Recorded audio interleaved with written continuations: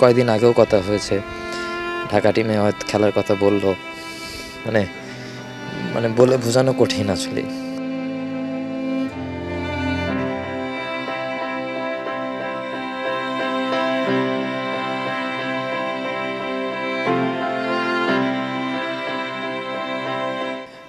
মামুর বেটা বলেই ডাকতো।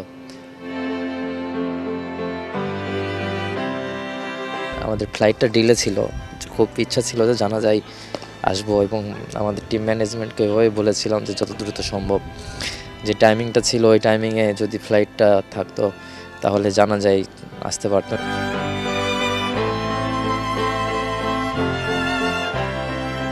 এই এই ক্রিকেট জগতের খুব কাছের একজনকে হারাইছি। আমরা তো মানুষ, মানে নিজেদের ভাষাতে যতটুকু সময় দিতে পারি না, তার থেকে বেশি সময় মাঠেই দিই।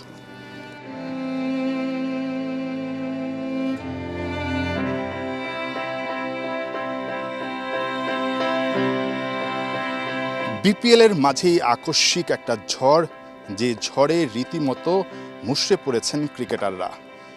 ক্রিকেটারদের প্রিয় জ্যাকি স্যার দুনিয়া থেকে বিদায় নিয়েছেন, তাও আবার একদম মাঠ থেকেই। আন্ডার-19 খেলার সময় তাওহিদ হৃদয় খুব কাছ থেকে মাহবুব আলী জ্যাকিকে দেখেছেন, দলটা চ্যাম্পিয়ন হয়েছে এবং অনেক স্মৃতি নিশ্চয়ই জমা আছে। আমি যতটুকু জানি, হৃদয় আপনাকে খুব আদর করে মামুর বেটা ডাকতো, কারণটা কি ছিল আসলে?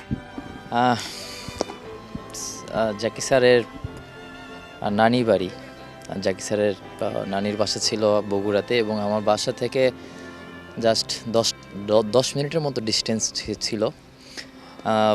স্যার যখন আমাকে প্রথম অনূর্ধ্ব-17 আন্ডার-17 পেয়েছিল, তখন থেকে আমাকে মামুর বেটা বলেই ডাকতো। আপনাদের যেই বিশ্বজয়, সেই বিশ্বজয়ের একজন সারথি ছিলেন, আপনাদের সঙ্গে সবসময় ছিলেন, তার কোন দিকটা সবচেয়ে বেশি ভাল লাগতো আপনাদের? প্রত্যেকটা প্লেয়ারকে ছেলের মতো করেই দেখেছে।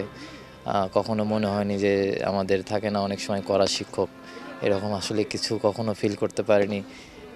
সবসময় নিজের কাছে, নিজের পাশে ঘাড়ে হাত রেখে বাবার মতোই সবসময় স্নেহ করেছে। এমনও সময় গেছে যে স্যারের সঙ্গে একসঙ্গে জোরে ধরে আমরা কান্নাকাটিও করেছি চ্যাম্পিয়ন হওয়ার পরে। অনেক তো স্মৃতি থাকে, এবার একটা কথা খুব বেশি মনে পড়ছিল গতকাল যখন শুনলেন যে প্রিয় জাকি স্যার আর নেই। 15-20 মিনিটের মতো মানে মনে হচ্ছে যে আমি কোনো একটা জায়গায় আছি, যে বুঝতেছি না যে কি করব। উনি খুব বিশেষ করে আমাকে সেই ছোট থেকে অনেক বেশি আদর করত, এবং তার সাথে ইভেন কয়েকদিন আগেও কথা হয়েছে, ঢাকা টিমে হয়তো খেলার কথা বলল। মানে মানে বলে বোঝানো কঠিন আসলে। মাঠে একদম চোখের সামনে হুট করে পড়ে গেলেন এবং পৃথিবী থেকে বিদায় নিলেন। শেষ মুহূর্তটায় জাকির স্যারকে দেখা হয়নি বা কাছে থাকা হয়নি, যেহেতু ঢাকায় ছিলেন। এই কষ্টটা পড়ায় কিনা? আমাদের ফ্লাইটটা ডিলে ছিল, খুব ইচ্ছা ছিল যে জানা যায় আসবো, এবং আমাদের টিম ম্যানেজমেন্টকে ওইভাবে বলেছিলাম যে যত দ্রুত সম্ভব। কিন্তু ফ্লাইটটা ডিলে, ওয়েদার খারাপ ছিল, এই জন্য ফ্লাইটটা কালকে অনেক ফ্লাইটই ডিলে ছিল, এই জন্য আসতে পারিনি। এই ক্রিকেট জগতের খুব কাছের একজনকে হারাইছি।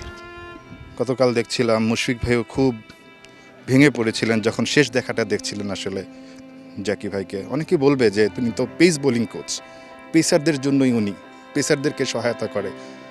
আপনারাও মানে একজন পেস বোলিং কোচের কাছ থেকে এত ভালোবাসা, এই যে আপনার খারাপ লাগাটা, মানে এটা কিভাবে সম্ভব আসলে?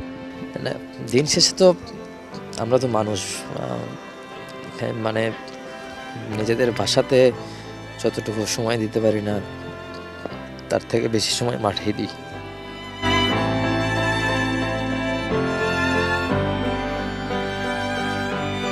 আসলে এই মুহূর্তে ক্রিকেট নিয়ে কথা বলাটাও উচিত না বা ঠিক না, তারপরে যেহেতু তাওহিদ হৃদয়কে পেছি শেষ করে দিই। তাওহিদ হৃদয় একদম নতুন একটা ফ্র্যাঞ্চাইজিতে খেলছেন এবার, নিশ্চয়ই অনেক স্বপ্ন আছে, হয়তোবা জাকি স্যারের দলের বিপক্ষেও খেলতে পারতেন। নতুন ফ্র্যাঞ্চাইজিতে খেলছেন, বিশ্বকাপও সামনে আছে, ছোট্ট করে যদি একটু বলতেন যে টার্গেট।